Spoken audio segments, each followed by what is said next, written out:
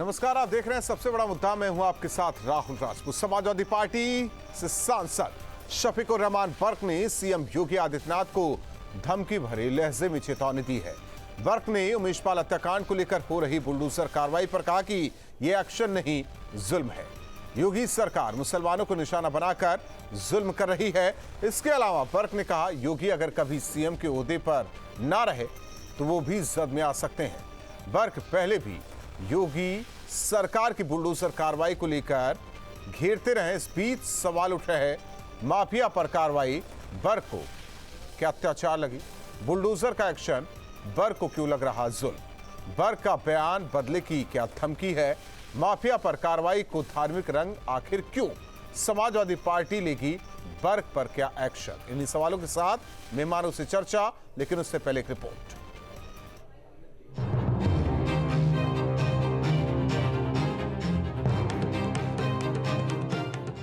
प्रयागराज में हुए उमेश पाल हत्याकांड के बाद से ही योगी सरकार एक्शन में है। इस मामले में पुलिस ने एक आरोपी का एनकाउंटर कर दिया, तो वहीं प्रयागराज में अतीक के करीबी के खिलाफ बुलडोजर का एक्शन भी देखने को मिला। अपराधियों के खिलाफ ताबड़तोड़ एक्शन के चलते समाजवादी पार्टी के सांसद डॉक्टर शफीकुर रहमान बर्क सवाल खड़े कर रहे हैं। उनका कहना है कि ये एक्शन नहीं बल्कि जुल्म है। उन्होंने अपराधियों पर कार्रवाई को मुसलमानों पर कार्रवाई से जोड़ा है और कहा है कि मुसलमानों के खिलाफ बुलडोजर चलाया जा रहा है। ये तो जुल्म है, ये एक्शन नहीं है बल्कि जुल्म है, और ख़ास तौर से मुसलमानों के साथ ये जुल्म किया जा रहा है। अब माफिया के मुतालिक इन्होंने एक जुमला कहा था कि मैं मिटा दूंगा उनको, तो मिटाने की बजाय सरकार का निज़ाम ठीक कीजिए। बर्क ने कहा कि सरकार जफर अहमद पर जुल्म कर रही है। यह कानूनी प्रक्रिया नहीं बल्कि जुल्म है। इस दौरान सीएम योगी को लेकर एसपी सांसद शफीकुर रहमान ने कहा कि अगर तुम भी इस ओहदे पर न रहे तो तुम भी उसी जद में आ जाओगे। बुलडोजर से क्या मतलब है? क्या बुलडोजर से सारी दुनिया को मिटा दोगे तुम? हैं? अबे एक दिन तुम भी अगर इस ओहदे पर न रहे तो तुम भी उसी सफ में आ जाओगे। इधर समाजवादी पार्टी ने बर्क के इस बयान से खुद को दूर कर लिया है। लेकिन जहां तक शफीकुर रहमान बर्क के बयान का सवाल है, वो उनका निजी बयान हो सकता है। समाजवादी पार्टी का उनके बयान से कोई लेना देना नहीं। वहीं बीजेपी की तरफ से बर्क के बयान पर तल्ख टिप्पणी आई है। बर्क साहब को मीडिया का रोग है, वो इस तरह की बातें कहते रहते हैं मीडिया में चमकने के लिए।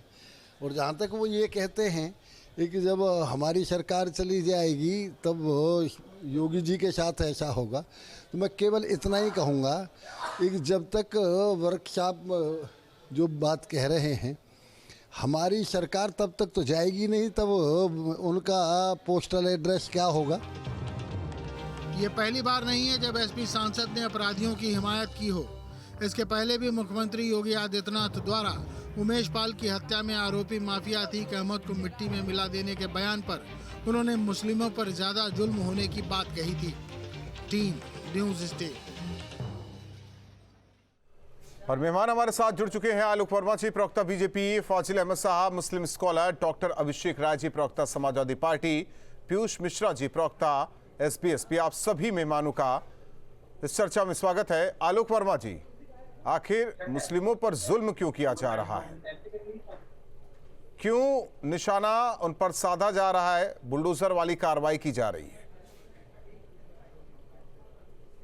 19 मार्च 2017 को जब पहली बार उत्तर प्रदेश में योगी आदित्यनाथ जी मुख्यमंत्री बने, उनको मालूम था कि उत्तर प्रदेश की अगर तस्वीर बदलनी है तो एक हाथ में शूल रखना होगा और दूसरे हाथ में फूल रखना होगा। आज लगातार 5-6 सालों से हम उसी दिशा में आगे बढ़ रहे हैं। हम कारोबारियों का स्वागत करते हैं और जो अपराधी हैं निश्चित रूप से उनको नेस्तनाबूद करने का काम करते हैं। बुलडोजर जो भी अपराधी हैं उन पर चलता रहेगा। लेकिन मेरा सवाल समाजवादी पार्टी के लोगों से है, इतने बेकरार क्यों हो जाते हैं? क्या रिश्ता है उनका अतीक अहमद से, मुख्तार अंसारी से, इसी तरीके के बहुत सारे जो नाम हैं उनसे किस तरीके का रिश्ता उनका है? जरा वो साफ कर दें। अरे उन्होंने अपराध किया था कि नहीं किया था जिनके ऊपर बुलडोजर चल रहा है? उन्होंने किसी को मारने का काम किया था कि नहीं? 2 देशभक्त सिपाहियों को जो अपनी ड्यूटी कर रहे थे उनको गोली से उड़ा दिया गया। इस पर तो बर्क साहब कुछ नहीं कहते। इस पर तो समाजवादी पार्टी के दूसरे साथी हैं, वो कुछ नहीं कहते।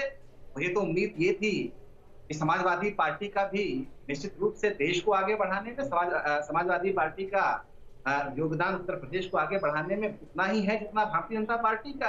अगर किसी ने गलत किया है और सरकार कोई सही काम कर रही है तो मुझे लगता है उसकी तारीफ होनी चाहिए।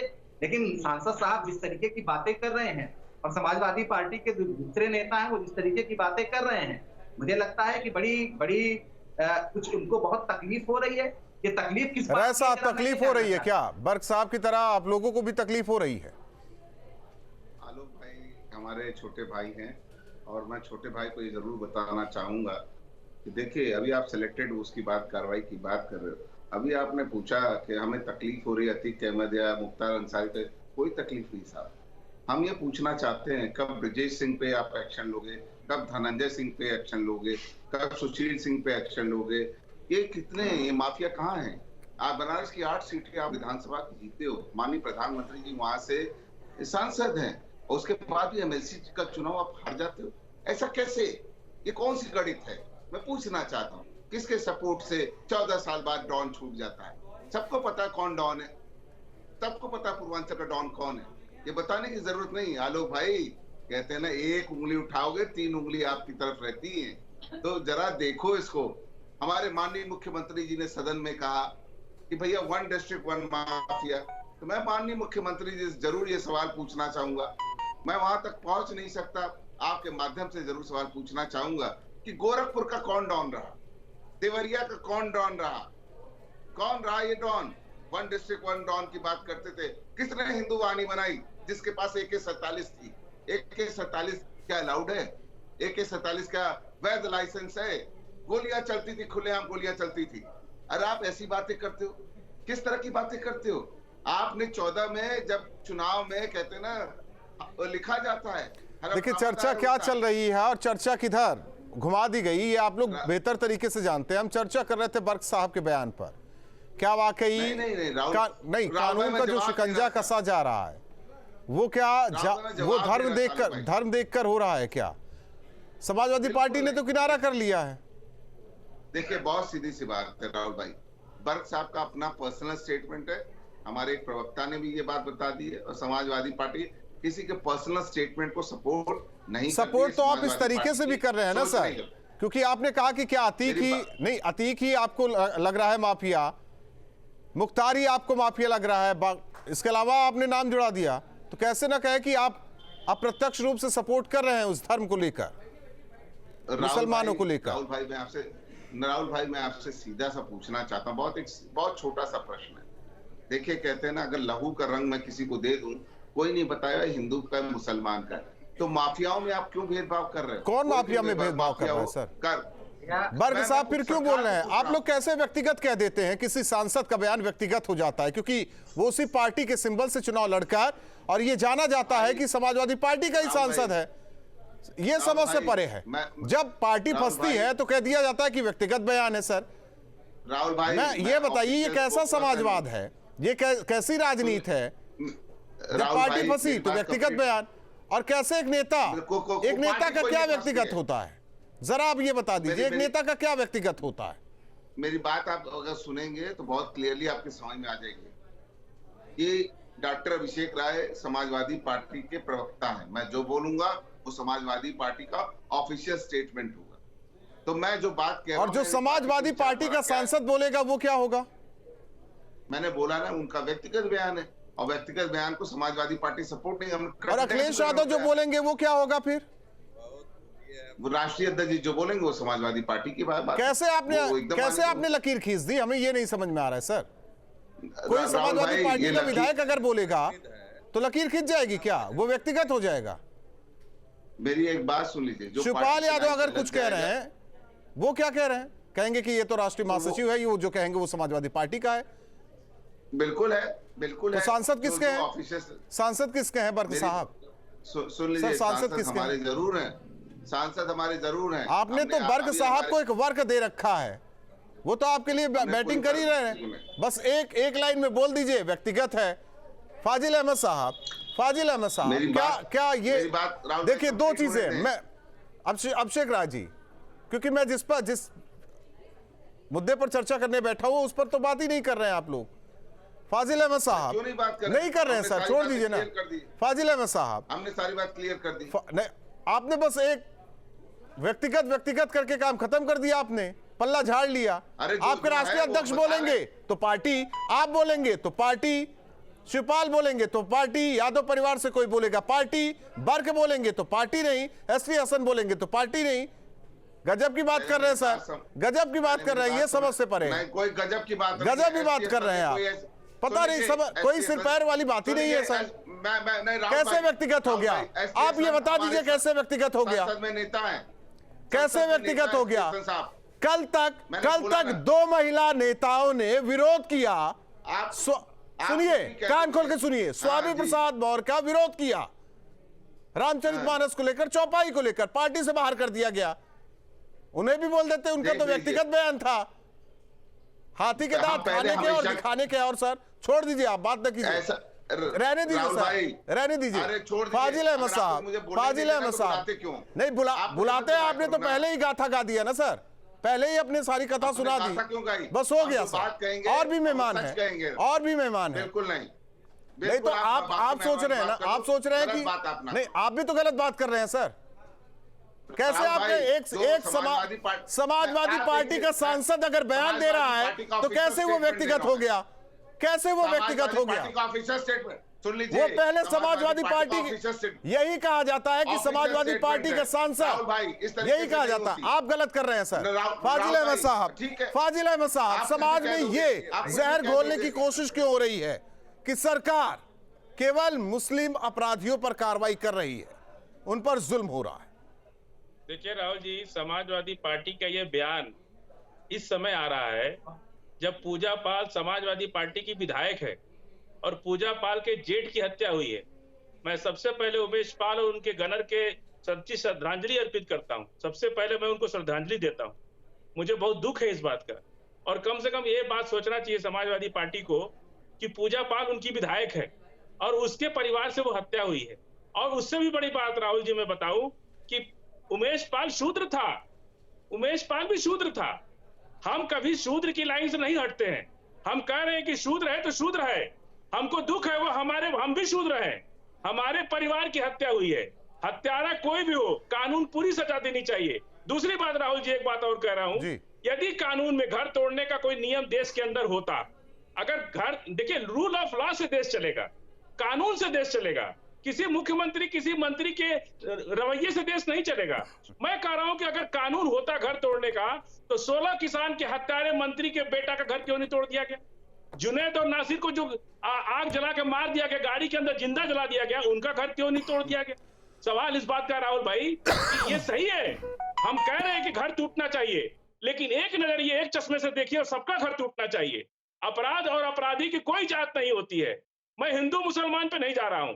कितने हिंदू अतीक से फायदा उठाए, कितने हिंदू मुख्तार अंसारी से फायदा उठाए, इसमें कोई दिक्कत नहीं है। नहीं रहा है क्या?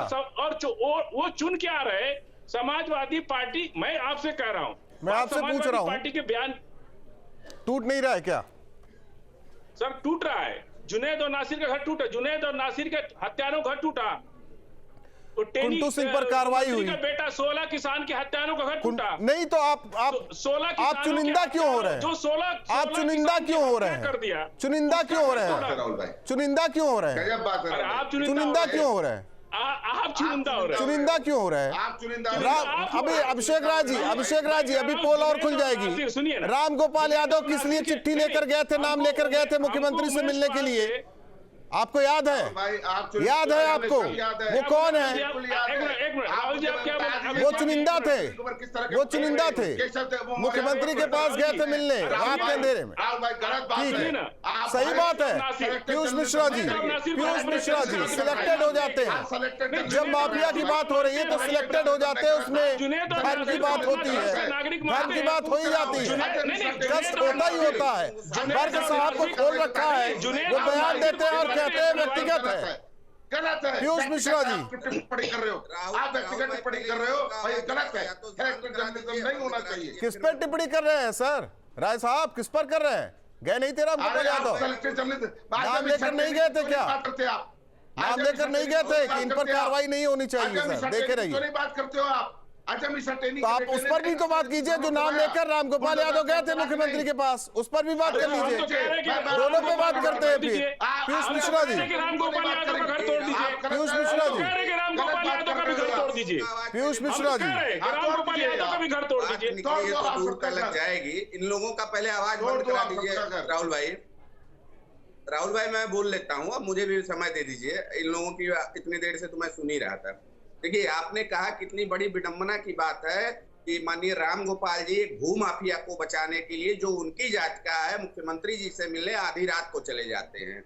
और अगर हमारे राष्ट्रीय अध्यक्ष माननीय ओम प्रकाश राजभर जी राजभर समाज को SC ST में दर्जा दिलाने के लिए अगर जाते हैं अखिलेश जी से मिलने, बाकायदा जो प्रेस कॉन्फ्रेंस भी करते हैं निकलकर, तो समाजवादी पार्टी को मिर्ची लग जाती है। ठीक है, मैं मुद्दे पे आता हूँ। रही बात रहमान उर्फ रामगोपाल यादव के लड़के पर अगर FIR इनके प्रवक्ता जो है, इनके प्रवक्ता बोल रहे हैं कि सांसद ने जो बोला वो व्यक्तिगत बयान था, और ये आज के अल्लाह ताला होके बैठे हुए हैं जो कह रहे हैं कि मैं प्रवक्ता हूँ, मेरा बयान जो है पार्टी की ओर से है। नंबर दूसरी बात, शफीकुर रहमान बर्क जी का हालत आपने देखा राहुल भाई, देशद्रोह का मुकदमा दर्ज है उनपे, तालिबान का सपोर्ट करते हैं वो।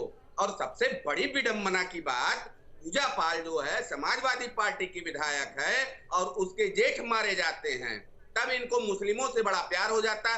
वो जो वहां पे प्रसाद बांट रहा था ना, एक ले धड़ धड़ धड़, और एक जो बैर खाते हुए गोली चला रहा था, 10 रुपए की झिल्ली लेके आखिरी तक गोली चलाया और बैर नहीं फेंका। और वो जो तीसरा था निकल के कार्बाइन लेके भाग रहा था, 2 पुलिस जवानों की, 2 सुरक्षा कर्मियों की शहादत हो गई, उस पे आपको धर्म दिख रहा है। कब तक आप ये धर्म का चश्मा ओढ़ ठीक है, माफी के साथ रोकना चाहते हैं क्योंकि वक्त नहीं है। बहुत बहुत धन्यवाद आप चारों मेहमानों का। लेकिन कुछ लोगों को तो धर्म दिखाई दे रहा है, माफिया में भी धर्म दिखाई दे रहा है, लेकिन सवाल यही कि माफिया में आखिर धर्म क्यों? अगर कोई सांसद बयान देता है तो उस वो पार्टी किनारा क्यों कर लेती है, इसे व्यक्तिगत क्यों कहा जाता है? सवाल इस बात को लेकर भी है कि क्या व्यक्तिगत कहकर किनारा कर लेने भर से जो सच्चाई है वो छिप जाएगी? आकलन जनता करे कि आखिर ऐसे माननीयों को लेकर करना क्या है और ऐसी पार्टी को लेकर करना क्या है। इसी के साथ सबसे बड़ा मुद्दा में बस इतना।